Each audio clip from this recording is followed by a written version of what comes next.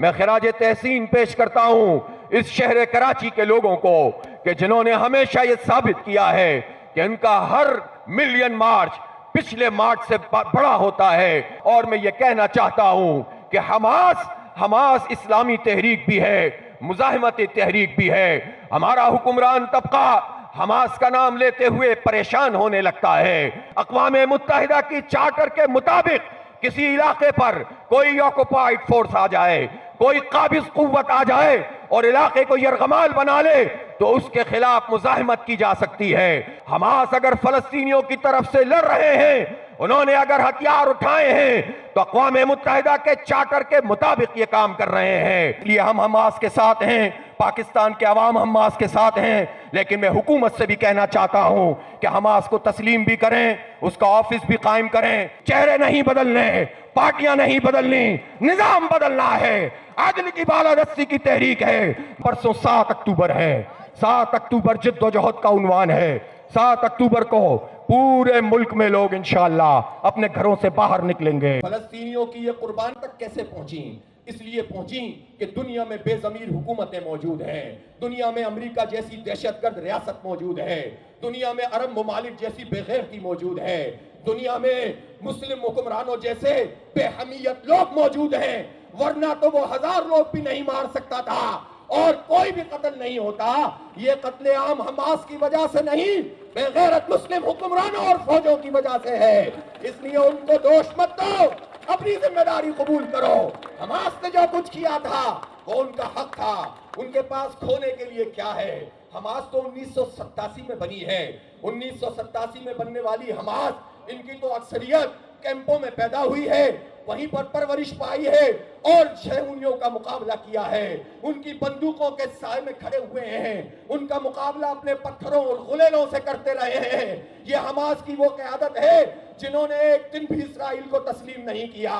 बेगैरत कितने मुस्लिम हुक्मरान हैं जो इसराइल को तस्लीम कर चुके हैं और कुछ चाहते हैं कि कर लें, अवाम से डरते हैं। इसलिए ये वो लोग हैं जिन्होंने हमेशा कुर्बानियां दी हैं, जिन्होंने लाशें उठाई हैं, जिनकी माए बहनों को कत्ले आम किया गया है और वो फिर भी लड़ते रहे हैं, मुजाहिमत करते रहे हैं। उनके पास क्या चॉइस थी सिवाय इसके कि वो बातिल के मुकाबले में डट जाएं? हाँ, हो सकता है उन्होंने सोचा हो कि शायद मुस्लिम दुनिया से कोई मुल्क उठ जाए, शायद कोई एटमी ताकत उठ जाए, शायद कोई नेवी की ताकत में बहुत बड़ी ताकत रखने वाली, बहुत अजीमुश्शान माजी की सल्तनत रखने वाली कोई ताकत उठ जाए और हमारा साथ दे। और इसराइल तो इतना सा है लेकिन कोई साथ देने के लिए नहीं आया। तो दोष हमास को मत दो, उन बेहमियत लोगों को दो कि जो अपनी हुक्मरानी के तसल्सल से के लिए अमेरिका की गुलामी और इसराइल के साथ ताल्लुकात इस्तवार करने की बात करते हैं। इसलिए हम हमास के साथ हैं, पाकिस्तान के अवाम हमास के साथ हैं।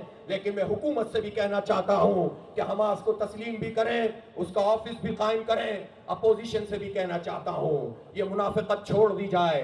पाकिस्तान में नून लीग ने कितने एहतजाज किए हैं, ये बताएं कि उन्होंने फलस्तीनियों के लिए कोई एहतजाज किया? पाकिस्तान पीपल्स पार्टी बड़ी बात करती है, भुट्टो का नाम लेकर बात करते हैं। पूछना चाहता हूँ पीपल्स पार्टी ने कितना एहतजाज किया? और ये भी पूछना चाहता हूँ पाकिस्तान तहरीक इंसाफ ने कितना फलस्तीनियों के हक में एहतजाज किया है? कितना उन्होंने उनके लिए आवाज बुलंद की है? और इसराइल की मजम्मत नहीं करते, अमेरिका की मजम्मत तो बिल्कुल भी नहीं करते। इसलिए कि ये हुकूमत हो या अपोजिशन हो, ये लाइन लगाकर खड़े होते हैं कि ट्रंप हो या कोई सदर हो, उन पर हाथ रख दे और उनको इख्तिदार में ले आए। अगर इख्तिदार चला जाए तो अमेरिकी गुलामी ना मंजूर, और अगर लाइन में फिर से खड़े हो जाए, इंतजार करने लगे कि इस हुकूमत को हटा के हमारी हुकूमत बना दी जाए, तो फिर अमेरिका के खिलाफ कोई लफ्ज नहीं बोलते। लिहाजा मैं ये कहना चाहता हूं कि पाकिस्तान में जो अपोजिशन है, मैं मानता हूं कि जनमन तरीके से तहरीक इंसाफ ने इलेक्शन जीता था। मैं ये मानता हूं कि इमरान खान सियासी कैदी है। मैं ये मानता हूं कि जमहूरी आजादियों पर पाबंदी लगाई गई है, लेकिन इमरान खान को जेल से हमास की हिमायत करनी चाहिए। हक और बातिल का मार्का क्या होता है? हक और बातिल का मार्का ये होता है कि जब कोई हक के लिए खड़ा हो तो शहादत हक पेश करो, कतमान हक मत करो। इसलिए इसलिए लोकल लड़ाई लोकल नहीं होती, ये बैनुल-अक़वामी साम्राज्य के मकामी एजेंट होते हैं जो हम पर मुसल्लत होते हैं। ये चौमुखी लड़ाई है, हर तरफ से लड़ी जाएगी। इसलिए इमरान खान हमास की हिमायत करें, इसराइल और ट्रंप की मजम्मत करें, दहशतगर्दी की मजम्मत करें, तो पूरी कौम भी उठकर मजीद खड़ी हो जाएगी। अभी तो इस वक्त पूरी कौम में एक जज्बा मौजूद है। मैं शहबाज शरीफ से क्या तवक्को रखूं?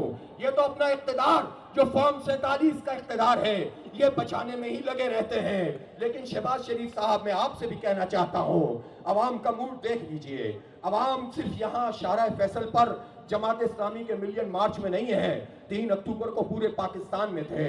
कराची की केमाड़ी से लेकर ठीक का उसामा भाई ने चित्राल के पहाड़ों तक थे, और ये अवाम एक ही बात कर रहे थे कि अमरीकी गुलामी, इसराइली दहशतगर्दी नामंजूर। ये अवाम एक ही बात कर रहे थे कि समूद फ्लोटेला, जो ग्लोबल समूद फ्लोटेला है, उस पर जो कब्जा इसराइल ने किया है वो हमें मंजूर नहीं है, और कैदियों की रिहाई की बात कर रहे थे। पाकिस्तान से सेनेटर मुश्ताक अहमद खान वहां मौजूद हैं, उनकी रिहाई की बात कर रहे थे। तो ये सब आवाम का मुंह देख लीजिए। लोग फलस्तीन के साथ हैं, लोग हमास के साथ हैं, लोग गजा के साथ हैं। जो गद्दारी करेगा, जो इसराइल से पींगे बढ़ाने की कोशिश करेगा, जो अमरीकी गुलामी में उसकी लैंग्वेज बोलना शुरू करेगा, तो 47 धरा का धरा रह जाएगा। ऐसा ना हो कि कोई एयरलिफ्ट भी ना मिले और आप यहां से रवाना भी ना हो सके। इसलिए शहबाज शरीफ, अवाम का मूड समझ लो और हमास की तर्जुमानी करो, फलस्तीन की तर्जुमानी करो, मस्जिद अक्सा का तहफ्फुज़ करो। ये अंबिया की सरजमीन है, ये अंबिया की सरजमीन है। मैं ये कहना चाहता हूं कि हमास की क़यादत क्यों हमारे लिए बाइस इज्जत है, इसलिए कि वह वो जमहूरी अंदाज में मुंतखब हुई थी। अमेरिका ने उसकी जमहूरियत को नहीं माना, इसराइल का साथ दिया और गद्दारों के साथ मिलकर उसको इख्तिदार में नहीं आने दिया। हमास डिप्लोमेसी में भी आगे बढ़ते हैं, मुज़ाहिमत भी कर रहे हैं। मैं ये पूछना चाहता हूं, जब ये कहता है इसराइल कि हमने सुरंगें भी तबाह कर दी, जब अभी हम देखते हैं कि पूरा गजा भी तहस नहस कर दिया, और हम देखते हैं कि 67,000 जिसमें से 70% बच्चे और औरतें हैं वो भी शहीद हो गए, तो फिर कैदी किससे मांगते हो? कैदी के लिए मुज़ाकरात किससे कर रहे हो? तो सोच लो, हमास की ताकत कल भी थी और आज भी है। अल्हम्दुलिल्लाह, सुभानअल्लाह व बिहम्दिही, सुभानअल्लाहिल अज़ीम, सुभानअल्लाह व बिहम्दिही, सुभानअल्लाहिल अज़ीम। व तुइज़्ज़ु मन तशाअ व तुज़िल्लु मन तशाअ बियदिकल खैर इन्नका अला कुल्लि शैइन क़दीर। तुम उसी से मुज़ाकरात कर रहे हो।